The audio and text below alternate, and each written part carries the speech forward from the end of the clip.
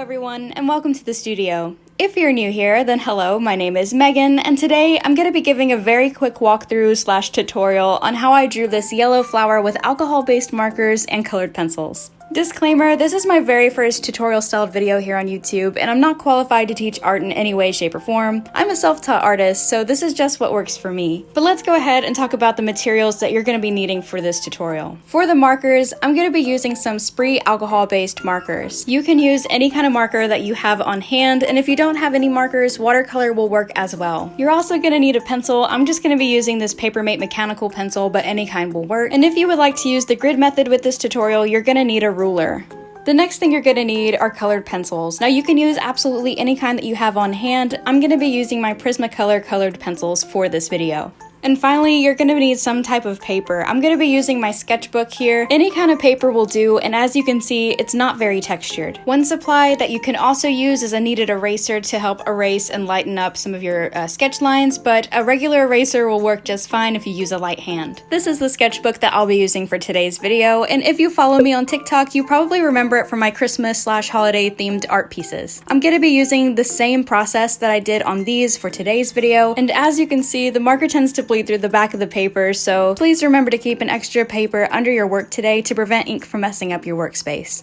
So I'm going to be using the grid method for today's video, and I'm going to be making mine a 5x7 inch drawing. On my sketchbook here, since it goes to 8 inches where it meets the wire to the edge of the paper, I'm going to be going ahead and marking off half of an inch on each side just to center the 5x7 onto my sketchbook here. You can make your drawing however big or however small you want to. It's totally up to you. If you've never done the grid method before, just kind of follow along with what I'm doing. I'm marking off 1 inch areas after I do the half of an inch to keep it centered, and then I connect those lines together to make the grid.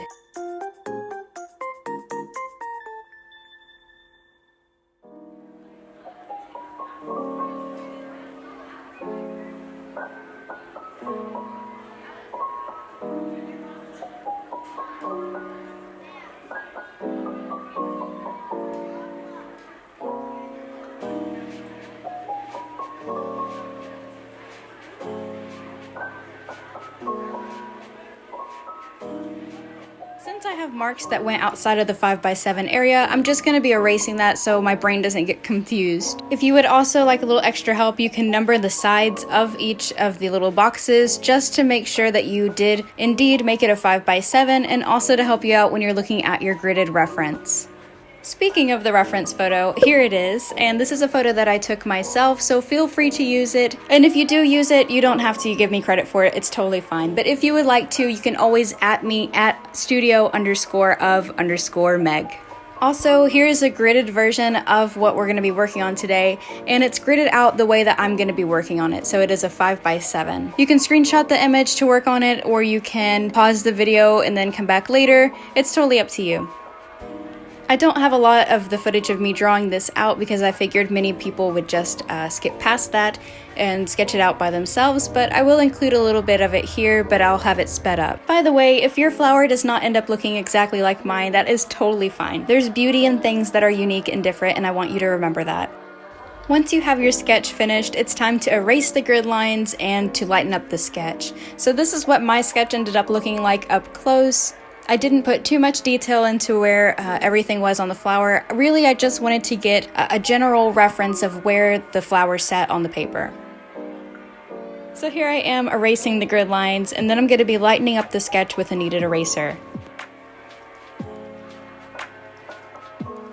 I'm swatching out the colors for what I'll be using with my markers. Now, if you have markers, you can use absolutely any color that you would like. You can try to get as close to these if you would like to, or you can be completely different. This is just a reference for you at home. My flower is going to turn out a lot more yellow and golden than what's in the reference photo, and that's totally fine. You can make your flower whatever color you would like. As long as you get some good values in, you'll be golden. For the rest of the tutorial, I'm going to be doing a mix of real-time and sped-up time-lapse, just because it would take way too long if I kept this as real-time. As you can see here, I'm really taking my time.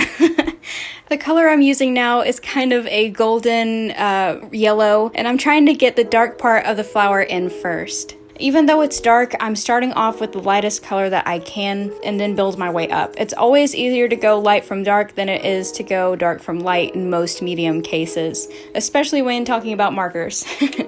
So I'm really just trying to get highlights and shadows at this point. I'll go ahead and let you watch a lot of this stuff. I'm going to be going once again back and forth from real time and time lapse, and I hope you can kind of catch on to what I'm doing.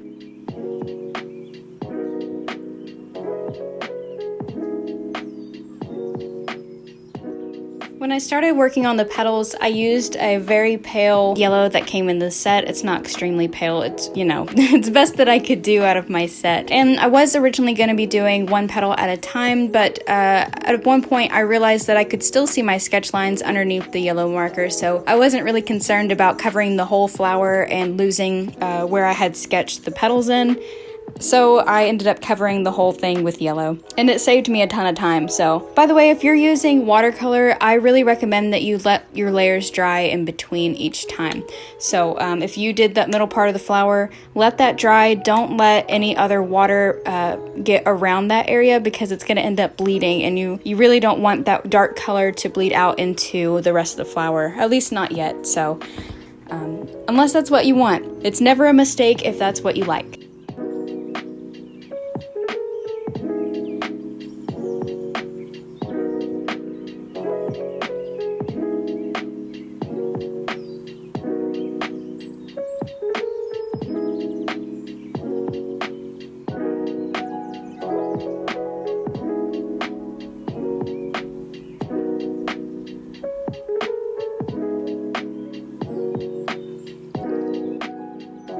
So once I get all of the yellow petals in, I'm going in with that gamboge kind of goldenrod color and adding in some details with the shadows. And as you can see later on, when I start speeding it up, you'll see it more. It helps with the definition of each petal. It helps separate that giant yellow blob into flower petals, which is really nice. But anyway, that's pretty much what I'm doing. I'm just going in and putting shadows, and each time I go in with a deeper color, I'm just darkening up some shadows. Right now, I'm not too worried about having everything blend. I'm really just trying to block in the shadows. All the detail work as far as adding more definition and blending will come when we use the colored pencils.